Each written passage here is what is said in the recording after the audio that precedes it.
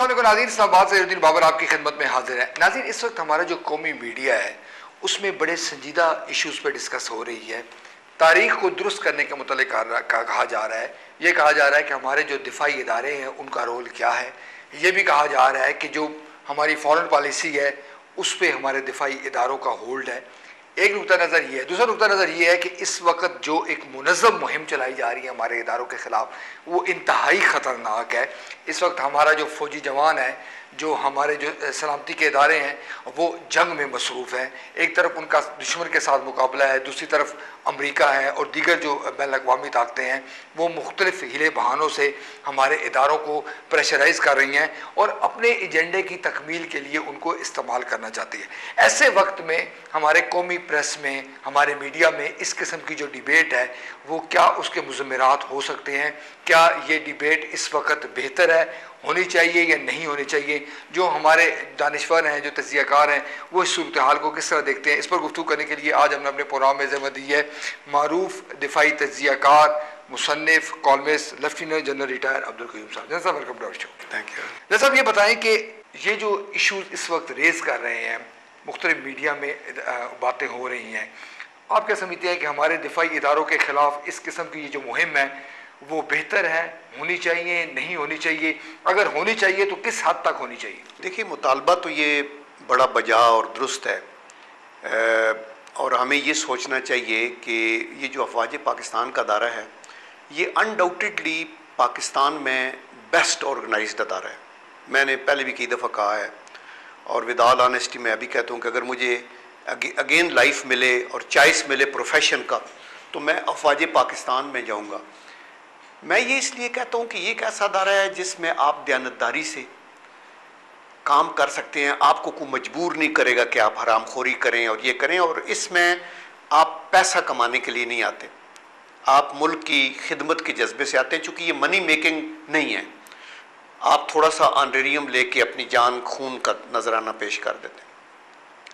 After having said that, मैं ये कहूँगा कि लेकिन ये अदारा परफेक्ट नहीं है, बिकॉज कोई दुनिया में चीज़ परफेक्ट नहीं है। और हमारी तो तारीख़ में अंदोनाक चैप्टर हैं जहाँ हमने मार्शल लॉ लगाए और फिर इन्वॉल्वमेंट हुई, तो ये स्याबाब है अनडाउटेडली, और उनकी तसही होनी ज़रूरी है। फिर ये है कि जो अफवाज होती हैं वो भी अदारे हैं जिसमें 6 लाख लोग हैं, वहाँ गलतियाँ भी होंगी, कोर्ट मार्शल भी होंगे, बहुत कुछ होता है। तो वो तो अपनी जगह तहारत ज़रूर करनी चाहिए। और ये जो वाक़यात हुए हैं, आप जो बात कर रहे हैं बलूचिस्तान में या एबटाबाद का या मैरान का, ज़रूर केस चलने चाहिए और लोगों को कैफ़रे किरदार तक लाना चाहिए। ये अफवाज पाकिस्तान के अपने फेवर में, ये तो ठीक होगी बात। अभी कुछ लोग तो, आप जैसे लोग तो बड़ी दयानतदाराना तौर पे एक हमदर्दी फील करते हुए अदारे के मुतालिक कहते हैं कि यार ये एक्शन ले, क्यों नहीं लेते? हमने भी लास्ट प्रोग्राम में कहा था कि कोई रिएक्शन होना चाहिए, लेकिन बखुदा आप यकीन करें कि एक सेगमेंट सोसाइटी की जो थोड़े लोग हैं वो ऐसे हैं जो कि बगले बजा रहे हैं कि ये वो भी काबू आए हैं ना, वो अपनी फ़ौज की अजीमत के ऊपर खुश होते हैं और वो स्कोर सेटल करते हैं। तो आप देखें कि मसलन अभी जो वाक़या बलूचिस्तान का है, या जो ये जो रेंजर्स के बंदे ने मारा है उसको, अभी आप अगर सोचें तो रेंजर्स या एफसी, इनका जितना फ़र्क पुलिस और इनमें है इतना ही फ़र्क रेंजर्स और एफसी का आर्मी में फ़र्क है। अभी ये रेंजर्स आर्मी का हिस्सा नहीं है, ना एफसी आर्मी का हिस्सा है। ये इंटीरियर मिनिस्ट्री की फोर्सेस है अंडर द प्राइम मिनिस्टर। इनकी कोई report ACR chief of army staff नहीं लिखता। इनका जो सोल्जर वो वर्दी पाई हुई है वो फौज की वर्दी नहीं है, वो उनकी अपनी वर्दी है। और ये फौजी नहीं है जिन्होंने कसम खाई है, जिनको हम ट्रेन करते हैं जो कन्वेंशनल वार के लिए।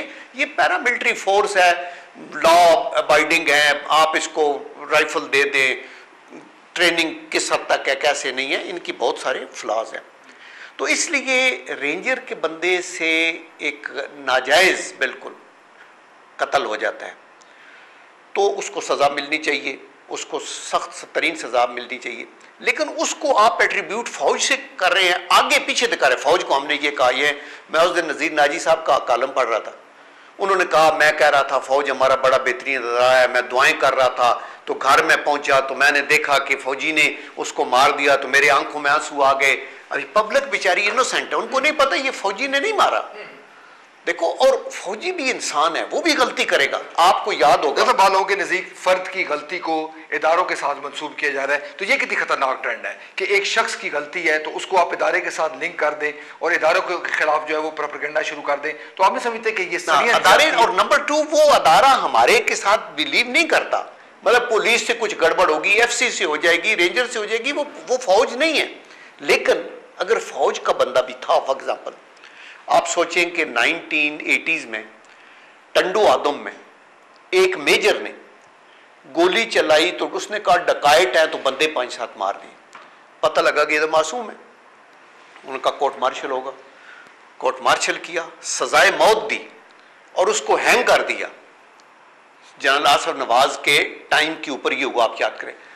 क्राइम आप करेंगे और बहुत से लोग इन्वॉल्व हो जाते हैं तो उसका एक एहतसाब है, लेकिन उसका बहाना लेके आप अदालत में Asif Nawaz chief of army staff के दौर का वाकया बताया। बाद लोग ये भी कहते हैं कि अगर इस तरह से ट्रायल हो, अगर इस तरह से मुजरमों को सजा मिले तो वो ज़्यादा बेहतर है। इदारे के खिलाफ जो प्रोपेगेंडा हो रहा है, जिस तरह से तनकीद हो रही है, उसमें काफ़ी हद तक कमी आ सकती है। मैं ये कहता हूँ कि अभी फॉर एग्जाम्पल ये रेंजर्स का जो मसला है, ये ज़रूर कैफरे किरदार तक जाना चाहिए और ये देखा जाए कि हाउ इज़ इट पॉसिबल। देखिए, एक क्राइम वाला बंदा तो सामने खड़ा है, अनलेस वो मुझे गोली मारना चाहता है तो मैं उसे गोली मारूंगा, ठीक है।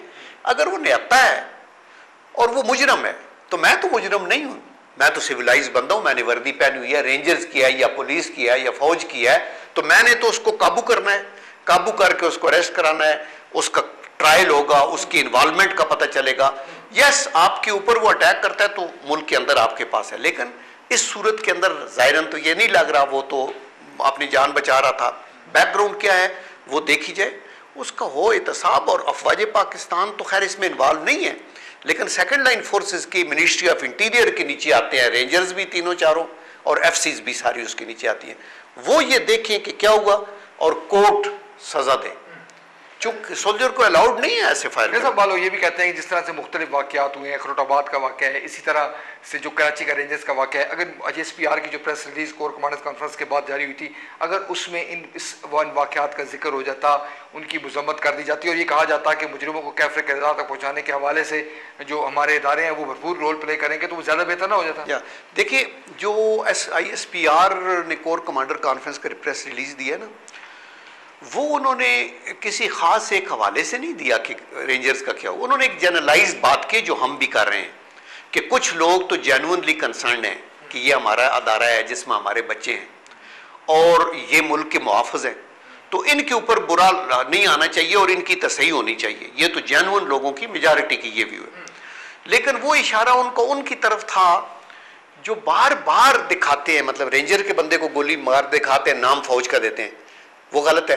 इसी तरह ये आबटाबाद का हुआ या खरोटा वाला हुआ मसला, तो इसको ऐसे करते हैं तो आपको पता चलता है कि ये अभी उसकी तस्हीक के लिए वो कर रहे हैं, उनके लिए उन्होंने कहा। लेकिन I quite agree with you कि कोर कमांडर के उस प्रेस रिलीज में ये भी होता कि हमारे से गलतियां जो हो रही हैं उनका इंशाल्लाह पूरी कौम देखेगी कि उसका क्या हमने अशर किया, उन लोगों का जो इन्वॉल्व है। जहां हमारी मजबूरियां हैं, चूंकि एबटाबाद वाला इशू तो जो है वो एक ऐसे अलाई ने किया है जो आपको अपना दोस्त कहता है, जो आपसे सारी सहूलतें लेता है, जो आपसे इंटेलिजेंस मांगता है, शेयर करता है, तो अचानक उसने आपकी पीठ में चुना। लेकिन अभी इंक्वायरी के बाद पता चलेगा कि क्या वाकई उसामा बिन लादेन वहाँ था तो कब से था, उसकी क्या सबूत है कि अभी तक पता चले, कोई अभी तक नहीं आया। तो ये चीज़ें सामने आएंगी, लेकिन फिर भी जो कोताहियाँ हैं उनको एड्रेस करना होगा, मैदान बेस का हो या इसका हो। सब लोग ये भी कहते हैं जी एबटाबाद का जो कमीशन है वो कभी तश्कील नहीं दिया जाएगा, और एक बार फिर हम ये देखते हैं कि हमारे इदारों के ऊपर जो ये उंगलियां उठ रही हैं। तो आप क्या समझते हैं कि एबटाबाद कमीशन जो तश्कील देना हुकूमत का काम है या हमारे इदारों का काम है? देखिए, ये जो कमीशन की बात है ना,